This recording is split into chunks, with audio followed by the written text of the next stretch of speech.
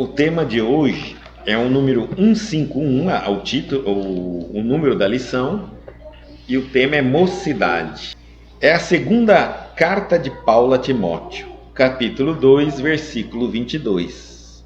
E ele diz assim: foge também dos desejos da mocidade e segue a justiça, a fé, o amor e a paz, com os que de coração puro invocam o Senhor. Vamos ler e depois comentar. Quase sempre os que se dirigem à mocidade lhe atribuem tamanhos poderes que os jovens terminam em franca desorientação, enganados e distraídos. Costuma-se esperar deles a salvaguarda de tudo. Concordamos com as suas vastas possibilidades, mas não podemos esquecer que essa fase da existência terrestre é a que apresenta maior número de necessidades no capítulo da direção. O moço poderá e fará muito se o espírito envelhecido na experiência não o desamparar no trabalho. Nada de novo conseguirá erigir, caso não se valha dos esforços que lhe precedam as atividades. Em tudo dependerá de seus antecessores. A juventude pode ser comparada à esperançosa saída de um barco para a viagem importante. A infância, a preparação, a velhice será a chegada ao porto.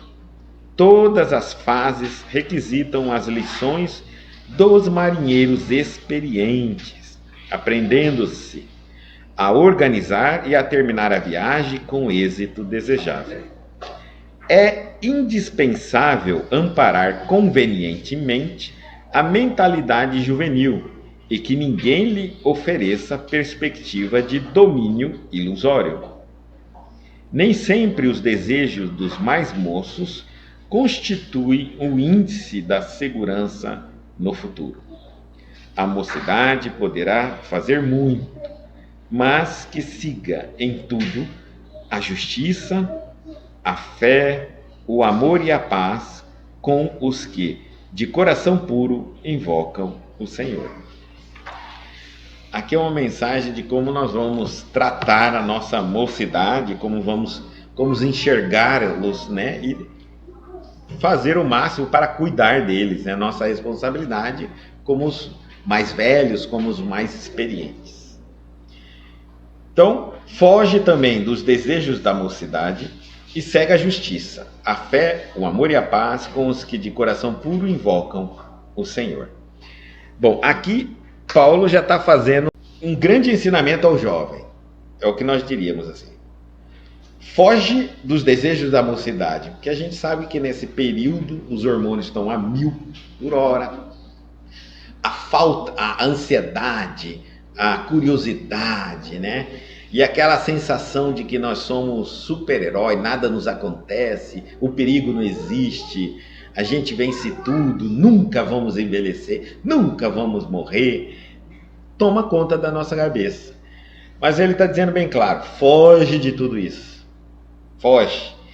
E segue a justiça, a fé, o amor e a paz com os que de coração puro invocam o Senhor.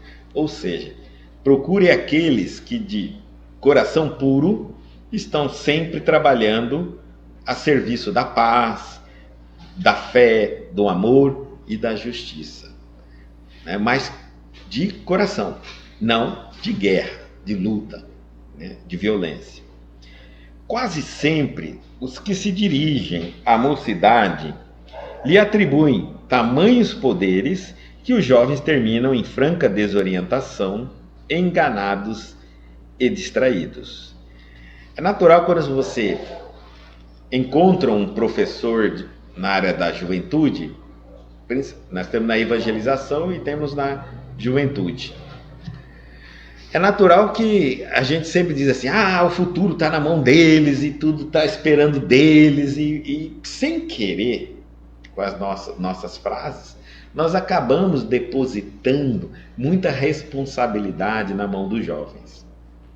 Quando eles é o que menos sabem o que fazer, quando começar a fazer, né? Então, é natural que eles acabam se desorientando, enganados e distraídos. Porque ele vai dizer bem claro: concordamos que suas vastas possibilidades, sem dúvida, a possibilidade de um jovem e de um adulto, o jovem é maior. Mas não podemos esquecer que essa fase da existência terrestre é a que apresenta maior número de necessidades no capítulo da direção.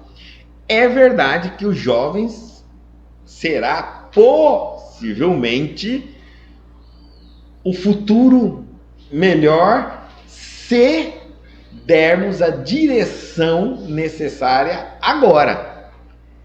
Os mais experientes, os mais conhecedores, né? Se não houver essa direção, se nós esperarmos que só por eles terem nascido, ser jovem, vão virar adulto e vão ter aprendido tudo na vida, que a vida ensina tudo, está errado da nossa parte.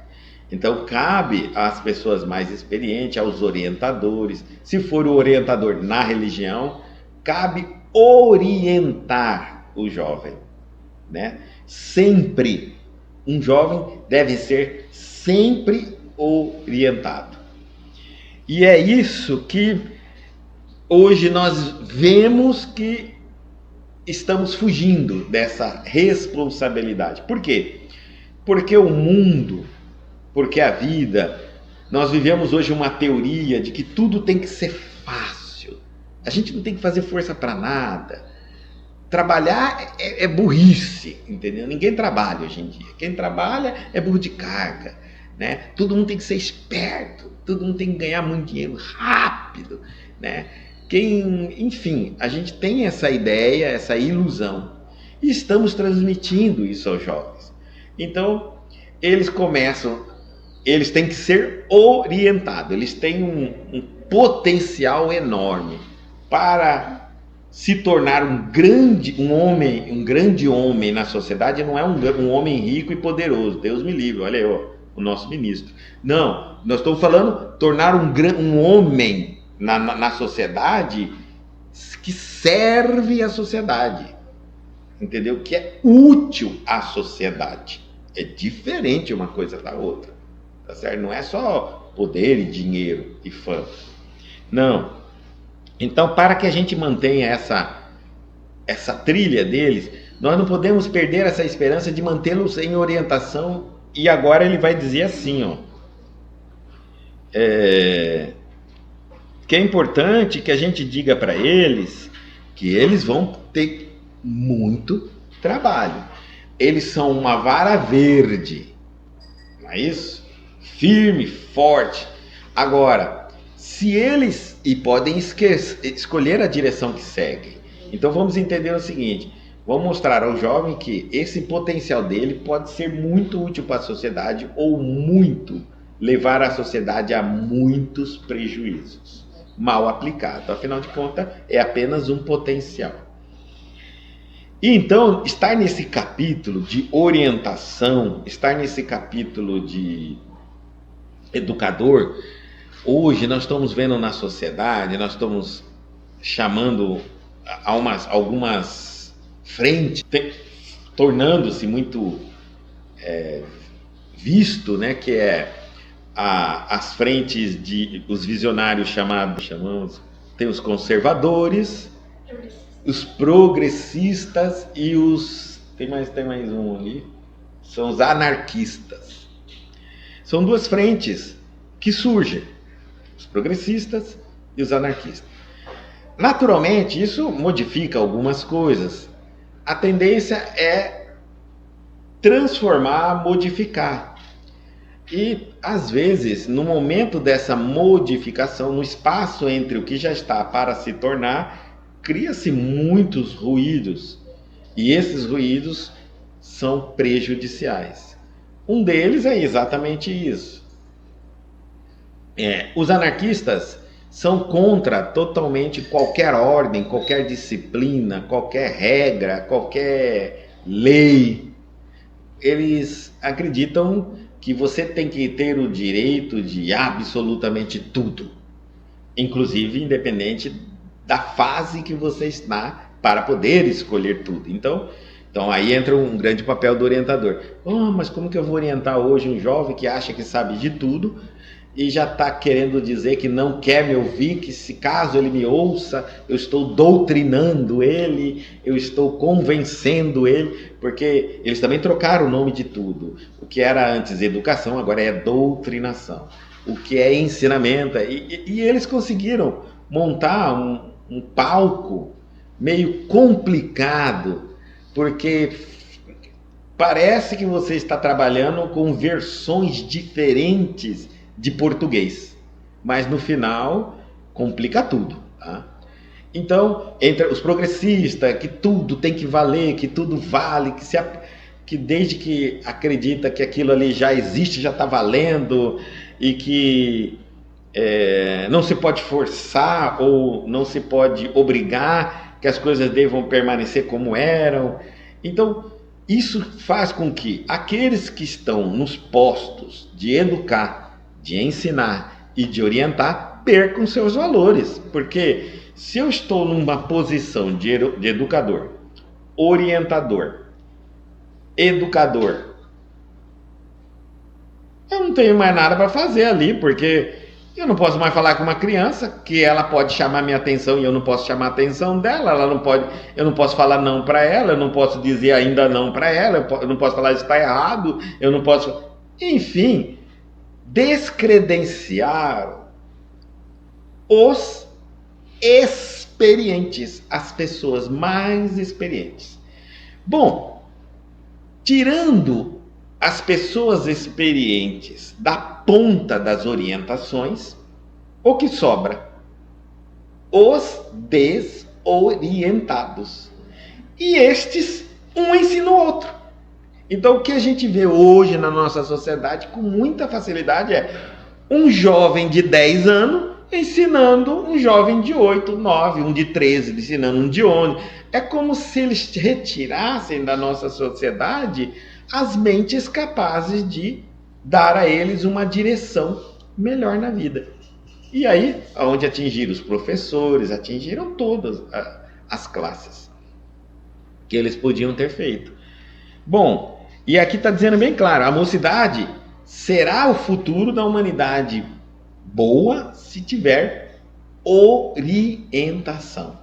Então eles, com essa nova filosofia, com essa bagunça toda, desorientam os orientadores, que é o quebra-força dos orientadores, dos educadores, pais, né? Essas teorias entram dentro de casa, atingem o lar, e aí os pais perdem aquele poder de convencimento do filho, porque eles aprendem lá fora com outros adolescentes, outros jovens, e os pais chegando dentro de casa, ele vai falar, não, aqui está errado, isso não, mas não vai mais poder, porque perderam as forças de se dizer. Então nós vamos ver que futuro, é como diz Valdo Franco, né? A gente vai ver, lá na frente nós vamos assistir o que estamos fazendo com o nosso jovem hoje. É isso que nós vamos assistir. Provavelmente nós vamos ter que retroceder. É um modismo, mas um modismo muito forte, tá? E aí muitas vidas foram destruídas nesse processo todo, porque muita gente deixou de respeitar as orientações de dentro do lar, de um pai, de uma mãe, de um padre, ou de um orientador religioso, de uma professora, de um amigo, de uma pessoa mais velha, e agora eles se auto-orientam-se.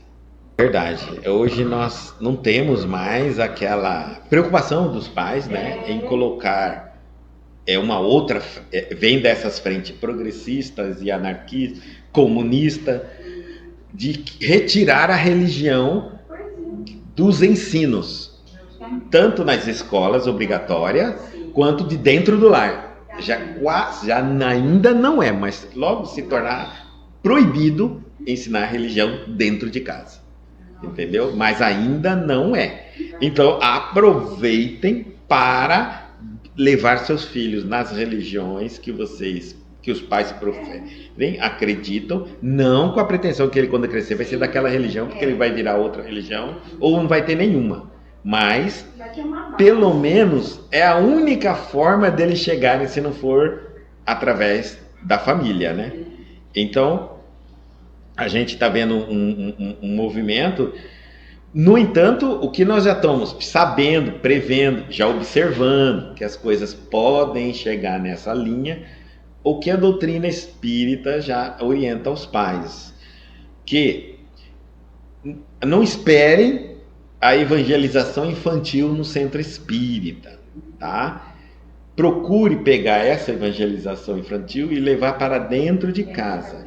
E aí começar a fazer atividades, brincadeiras, proximidades com o filho e fazer a aula de evangelização infantil. É mais ou menos assim. É como se eu estivesse incorporando no meu dia a dia a evangelização infantil. Então, por exemplo, vamos supor que eu vou dar comida para o cachorro. Eu tenho um cachorrinho em casa e vou dar comida para o cachorro. Como eu vou fazer evangelização infantil? Vou chamar o meu filho e dizer, vamos dar comida para o animal, porque o animal é uma criatura criada por Deus, entendeu? E que nós o pegamos e somos responsáveis para alimentá-lo. É um ser espírito com E minúsculo, em evolução, é o nosso irmão, mostrar os reinos. Então, em toda atividade da nossa casa, nós vamos ensinando aquilo para a criança. A conversa nossa com a criança fica dentro do padrão da evangelização infantil. Isso porque vamos supor que lá na frente eles persigam e proíbem as religiões, fecham os centros espíritas, igrejas, não tem problema. Os cristãos continuarão a serem cristãos dentro de suas próprias casas, tá certo? Então nós já estamos tomando também atitudes, precavendo o que pode vir a acontecer. Então ele diz assim, o moço, a mocidade, né, poderá e fará muito se o espírito envelhecido na experiência não o desamparar no trabalho. Aqui é bem claro aonde que nós vamos amparar o jovem. Nós amparamos o jovem na ideia de que ele precisa trabalhar, ele precisa estudar, ele precisa crescer. No trabalho, esse trabalho aqui é em trabalho espiritual dele. Por exemplo, quando eu estou estudando alguma coisa, eu estou trabalhando o meu espírito, porque eu vou transformá-lo ele em um espírito mais conhecedor. Quando eu estou trabalho do bem, todo trabalho é uma atividade útil, né?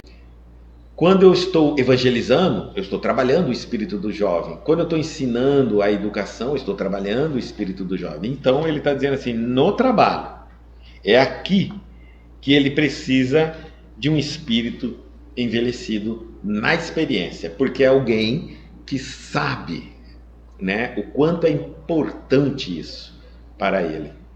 Então ajudá-lo, nunca deixá-lo ele fazer as coisas sozinho, tentar ao máximo não deixar ele fazer suas próprias escolhas. Hoje nós estamos numa moda dessa, que é escolher.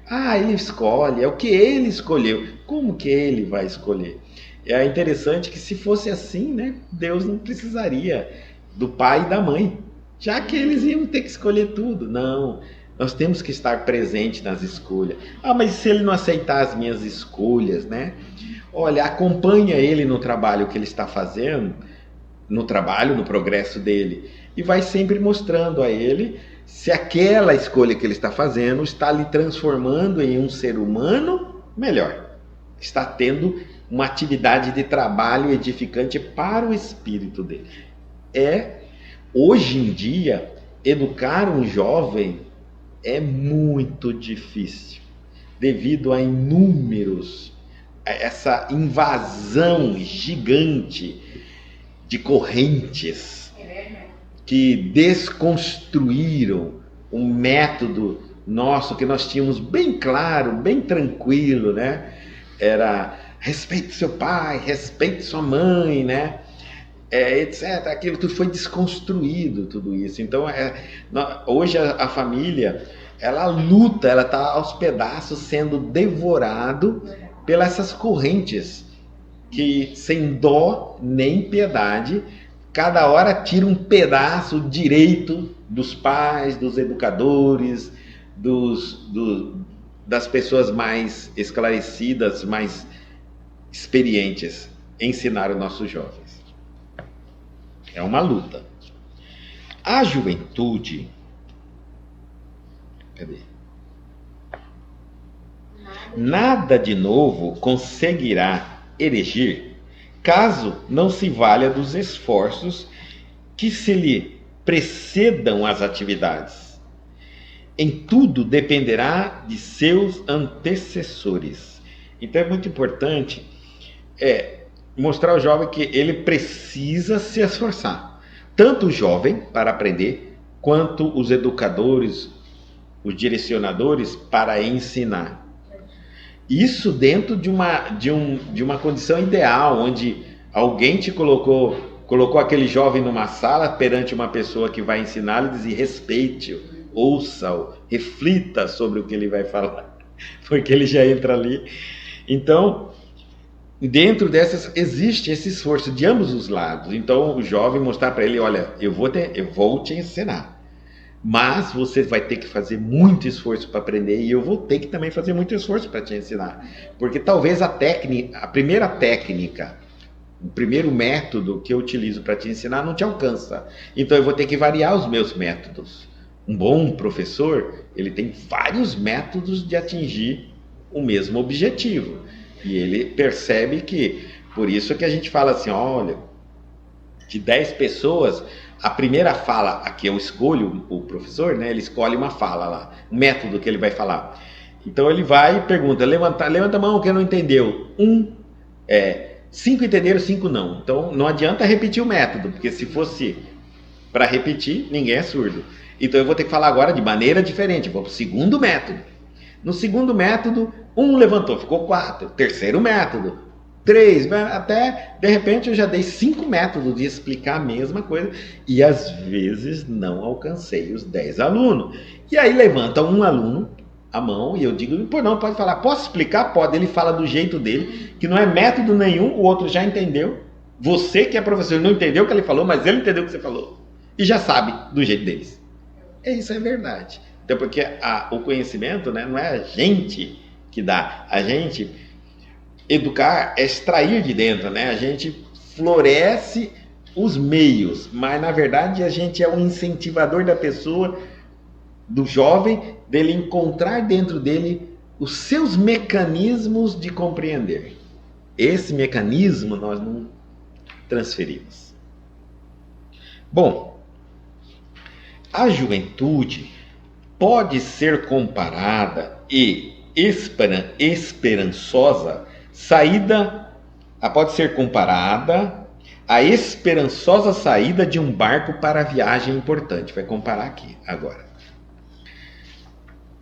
A infância foi a preparação para a viagem. A velhice será a chegada no porto. Então ele está comparando assim a viagem de um barco. A preparação para entrarmos no barco, viajarmos, mantimento, tudo, como é que vai ser, é a infância. A chegada no porto é a velhice. Todas as fases da viagem agora requisitam as lições dos marinheiros experientes, aprendendo-se a organizar e a terminar a viagem com êxito desejável. Então ele mostra assim: durante a caminhada haverá várias fases. Essas fases não fica a esmo, não é cada um fazendo o que quer, o que quiser, né? O que dá na cabeça. Vai ter que ter um marinheiro experiente. Mostra sempre alguém experiente orientando. E ele vai orientar a organizar e terminar a viagem. Então ele vai mostrando as etapas, olha, não faça isso, por exemplo, não coloque as velas, não erga as velas agora, pode ser prejudicial, uma tempestade. No momento da tempestade, baixa as velas, né? No momento disso, e ele vai ensinando o que acontece, porque se deixasse as pessoas que não têm experiência, os jovens, que são esses potenciais de força, de criatividade, de experiência, provavelmente afundariam o barco na primeira tempestade. Então, é indispensável amparar convenientemente a mentalidade juvenil. É indispensável. E que ninguém lhe ofereça perspectiva de domínio ilusório. Nem o orientador deve imaginar que ele sabe tudo, como falar, como ensinar, como... A gente é pego sempre na vaidade e no orgulho. São duas coisas que nós temos que todas as vezes que a vaidade e o orgulho me pegam, me autodenominando o melhor, o super, o capaz, o diferente, eu já caí na armadilha da ignorância. Já caí. Puf, já estou lá dentro. E é isso que vai me manter lá por muito tempo. Então, primeiro ele está dizendo ao experiente, não pense que você sabe tudo sobre o jovem. Apesar de toda pessoa, para chegar na experiência, já passou pela fase do jovem. Porque nós temos isso na nossa natureza, dizer assim, eu já fui jovem. Bom, você foi jovem, não é mais, então não sabe mais como é que é. Mas eu passei por tudo, passou por tudo. E outra, numa fase que tudo era diferente, então você não sabe nada. Tudo diferente. Ser jovem hoje, para mim, eu vejo que é uma... Nossa, é um grande desafio, uma enorme responsabilidade. Num mundo como o nosso, onde é uma bagunça, tudo é permitido, né? Então, e nem ao jovem achar que, e é natural dele achar que sabe tudo. Então ele também está chamando atenção ao jovem para que ele não pense que vai ser algo simples, é algo fácil e que ninguém tem nada a lhe ensinar.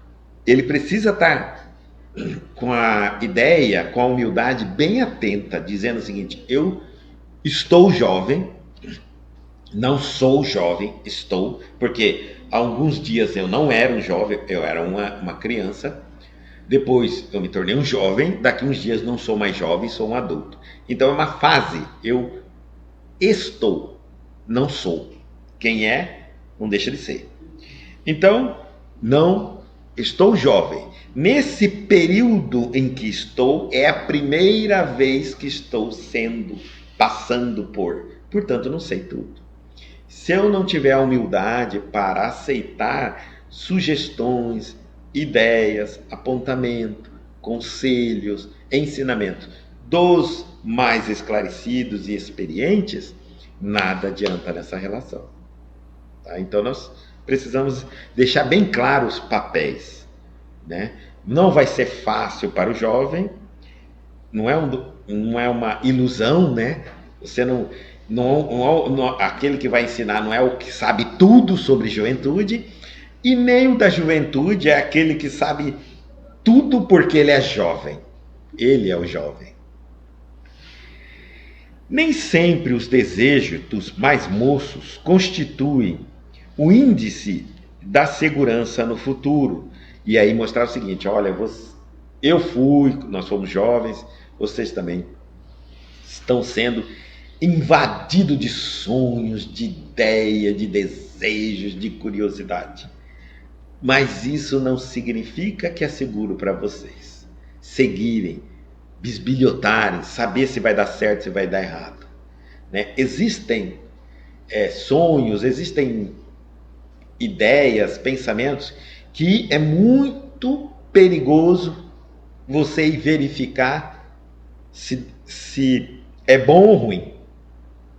Porque algumas vezes, como a droga, você entra e não consegue mais sair. Então, existem situações, o crime, existem várias sugestões que nos vêm à mente quando somos jovens, que não vale a pena você verificar se aquilo é bom ou aquilo é ruim. Apesar de lhe chamar a atenção, principalmente de um jovem, de estar com aquela curiosidade, de achar que com ele não vai acontecer, apesar de todo mundo ter passado e caído na mesma situação. Ele sempre é aquele que diz, mas comigo vai ser diferente. Então você fala assim, olha, esse chamado é muito comum, mas ele está iludindo você, porque ele está te tornando uma coisa muito perigosa em algo extremamente simples. É onde você vai aceitar essa sugestão, você vai entrar nessa porta e não consegue mais sair. Pelo menos sozinho você não consegue. Aliás, é esta sugestão, mostrar a eles que milhares e milhares de jovens estão hoje entregues a inúmeras situações, droga, prostituição, crime e tudo mais. Exatamente aceitar essa sugestão de que comigo vai ser diferente. Bebida, né, vícios também. Não, mas eu largo quando eu consigo, quando eu posso. Então, desejo nenhum. Eu sei que hoje, falando isso, muitas correntes, como nós estamos falando aqui dos pensamentos, elas vão contra isso. Por exemplo, eu vi um segmento uma modalidade, é uma moda agora, surgiu uma moda agora, um ramo, né? Vamos ver quanto tempo vai durar. Espírita progressista. Então, o espírita progressista está falando contra o livro Memórias de um Suicida, de Ivone Pereira. Eles falam mal de Chico Xavier, de Valdo Franco. Então, por quê? Porque a Ivone Pereira falou no livro dela como é o Vale do Suicida. Então, para eles, o espírita progressista, eles estão achando que é uma coisa muito dura, que o espiritismo conservador é muito duro, que isso não ajuda as famílias das pessoas que tiveram alguém que cometeu suicídio, que não acalma as pessoas. Olha, gente, se falar a verdade dói, a ciência não teria dito sobre micróbios, vírus, bactérias. Quem criou as leis não foi quem relatou os acontecimentos após a morte, foi Deus. Reclame a Deus. Se isso existe, se existe um lugar onde os suicidas sofrem as consequências do ato tomado, é porque a lei de Deus permite. Quem criou a lei foi Deus. O homem só encontrou com ela e relatou. Olha, acontece isso. Não sou eu que estou criando. Mentir, né? Então é o que eles querem? Eles querem criar uma ilusão. Eles querem que desapareça tudo que é chocante, doído. Então, por exemplo, não pode chamar atenção. Se você falar sobre a verdade do mundo espiritual, é muito duro de aceitar. Eles querem ouvir que tudo é maravilhoso, tudo é tranquilo, tudo é um conto de fadas. Isso, é. Quando algum benfeitor fala que está errado um determinado caminho, eles não concordam porque todos temos liberdade de escolher o que queremos, etc. Enfim, essa corrente e vai indo, porque está indo muito de encontro com essa filosofia que nós estamos vivendo, né? Tudo é, por exemplo, se você antigamente você colocar um filme, um show de Jesus Cristo sendo homossexual, feria-nos muito. Hoje em dia, se você falar isso, está errado. Tem que ficar quieto, né?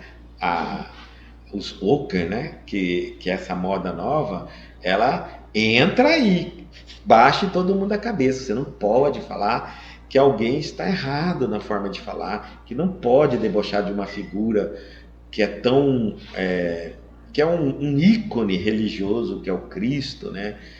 Buda, não pode debochar de coisas nesse nível. Hoje em dia é proibido falar isso. Então, e aí eles aproveitam para fazer tudo o que eles podem fazer. Entenda que isso não é uma segurança. Não é porque eu quero fazer, o jovem vai falar assim, mas eu quero, né, eu quero começar a beber, eu quero experimentar a bebida. Eu sei que você quer experimentar a bebida, como eu, como adulto, gostaria de fazer tanta coisa na minha vida, mas Vamos pensar assim, nem tudo que a gente quer, nem tanto eu quanto adulto, quanto você como jovem, ou como qualquer ser humano na Terra, nem tudo que nós queremos é sinal de que nós podemos, né? Ou eu diria assim, até que podemos, mas não nos é lícito, né? Como o Paulo de Tarso, tudo. A gente pode tudo, mas nem tudo é lícito. Vamos compreender que nós somos da natureza ainda primitiva, humana, e nós tendemos por instinto a nos levar a todo tipo primitivo de sugestões. Primitivos de sugestões e também primitivos de mau aprendizado, mal educação, mau exemplo que a gente vê em toda a nossa cultura de evolução da humanidade. Então, trazemos ranços de outras existências, de vícios, de defeito, de mau comportamentos, nós estamos aqui para nos educar. Então, antes de nós nos colocarmos em experimentação, porque algumas experiências não têm volta e são arriscadas, principalmente para um jovem, vamos tentar adiar ao máximo essas experiências e colocar na frente, vou só mudar a ordem, as experiências mais certeza, aquelas que eu sei o resultado, aquelas que te ensinam, que te fortalecem. Se lá na frente, depois de você ter passado, colocado na frente, todas essas experiências seguras, você ainda tiver na sua cabeça a vontade de fazer algumas inseguras, aí fique à vontade, aí é você que decide, mas pelo menos você já vai ter base para segurar as consequências, né, daquilo que virá. Ou talvez só as experiências seguras lhe tiram da cabeça, te desmotiva, te desinteresse você de querer fazer as aventuras lá na frente. Pode ser. Então, mudar também, tentar convencer, entrar num acordo com o jovem é muito importante. Ou seja, você não está proibindo, não está impedindo ele, mas você está fazendo ele usar a inteligência.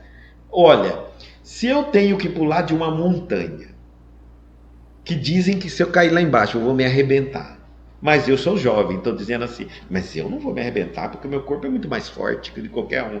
E alguém diz assim, olha, antes de você pular lá embaixo e se arrebentar, tem uma outra experiência segura para você fazer, tá certo? Vamos estudar a lei de Newton, né? Vamos estudar a lei de Newton?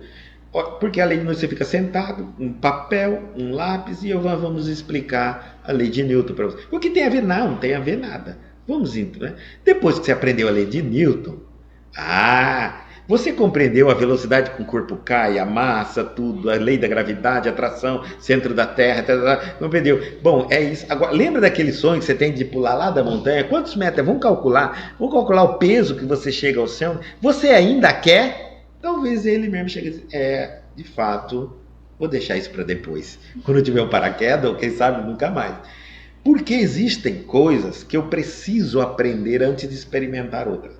E aí vem a experiência para dizer, não é proibido, mas primeiro você precisa se preparar antes para poder ter condição moral ou pelo menos de conhecimento para refutar. Caso contrário, você vai entrar e não tem como sair. A falta do diálogo com pessoas mais experientes. É como eu falei no começo, hoje o jovem aprende com o jovem, dois inexperientes. O mais velhinho aprende, às vezes até o mais novinho de 9 anos está ensinando até o de 15, né? Então, é uma mocidade sem experiência, sem futuro, sem perspectiva, que não vai conseguir chegar a lugar nenhum. É necessário eles entenderem que precisa abrir uma vaga para um experiente. E o experiente tem que estar preparado para não entrar com aquela pretensão de que sabe tudo, proíbe tudo, impede tudo, porque senão vai afastar os mais jovens. Eles vêm de uma ideia, de uma corrente de ideias, que eles têm direito de decidir tudo, pode fazer tudo, que hoje em dia nada mais pode dizer não para ele, nada pode falar que é feio, que é mal educado, não pode falar um monte mais coisa para ele, então eles estão com todo aquele poder. Quem vai tentar abrir a boca para ensinar alguém que sabe tudo e tem todo o poder? Então, se ensinar ao jovem que ele precisa também dar espaço à experiência, permitir pensar como alguém experiente e entender que ele precisa de um experiente. Olha, experiente não é um sabe tudo. Experiente é somente experiente. A mocidade poderá fazer muito. Aqui o Emmanuel está nos dizendo isso. Mas que siga em tudo. Aí ele fala assim, que é o refrão que o jovem deveria colocar na mente dele para seguir, né? Principalmente quando ele entra numa universidade pública, para ele conseguir sair de lá igual quando ele entrou. Então, com justiça, vírgula, fé, vírgula, amor e paz com os de coração puro. Compreenderam? Esse deve ser o... Então, eu estou lá eu sou um adolescente, eu vou aprender algo, tem uma palestra, tem um jogo de futebol, tem um encontro de amigos, seja o que for, o refrão dele tem que ser: aquilo tudo que está sendo falado ali é justo? É correto? Justiça. Mas não justiça dos homens, justiça de Deus. Ah, mas então ele precisa da religião. Por isso que nós estamos falando que é necessário um pouco da religião, né? Justiça, fé. Você precisa acreditar em alguma coisa além de você, né? Não é fé em si próprio, é fé em algo mais poderoso do que você. Agora, se esse ser que você tem fé não é tão poderoso, então você está precisando de um mais poderoso, um mais perfeito. Por que eu estou dizendo isso? O teu Deus diz quem você é. Ah, como isso? Isso aí eu já ensinei até o jovem. Escolha um Deus soberanamente bom e justo. Escolha um Deus perfeito. Escolha um Deus que pode tudo. Coloque bem isso na sua cabeça. Porque se o seu Deus não é soberanamente bom e justo, você é mais imperfeito que ele, vai ser menos ainda. Por exemplo, vou te colocar aqui.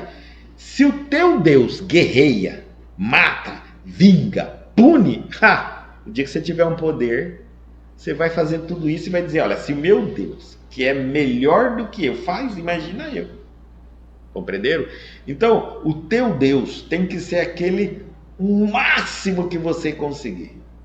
Porque, e no máximo que você conseguir, não. O máximo que você não conseguir.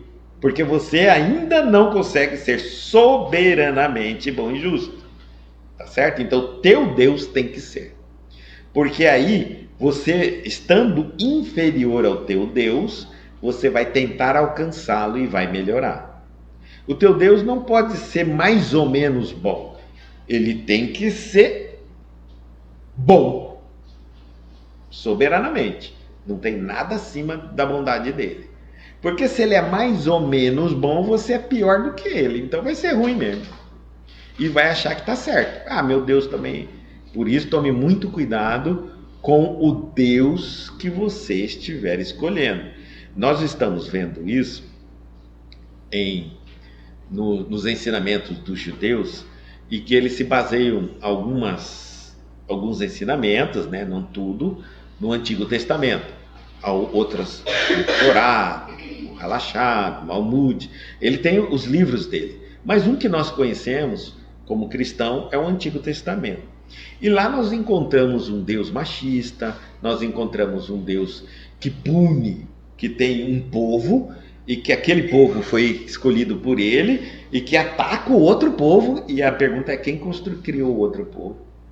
Né? É um Deus materialista, de poder, de dinheiro, né? E é um Deus machista também, porque tudo que se tem de bom veio pelo homem, e toda a queda da humanidade nessa parte veio sendo trazido pela mulher. Então, cuidado, porque esse é um tipo de Deus que nos faz pensar. Porque se um Deus elege um povo e permite esse povo matar o outro povo, Jesus nos ensinou não matar. É um mandamento. Tá certo? Então, entre um Deus do Antigo Testamento que manda matar, que escolhe exército, inclusive de anjos, e o Novo Testamento, que é você não pode matar, fique com Deus que proíbe matar. Um Deus de exército, de guerra, de poder, um Deus que nasce, que manda o teu filho nascer simples, pobre, não tem dinheiro, não tem exército, não tem poder. É totalmente diferente um Deus do outro. Fique então, escolha um Deus. Se você escolher um Deus de Jesus, você vai ser mais brando, observa. Porque o Cristo está nos orientando como nos tornar mais próximo desse Deus que é brando, que é amoroso. Se você se aproxima desse Deus de Israel, aí a coisa vai ferver.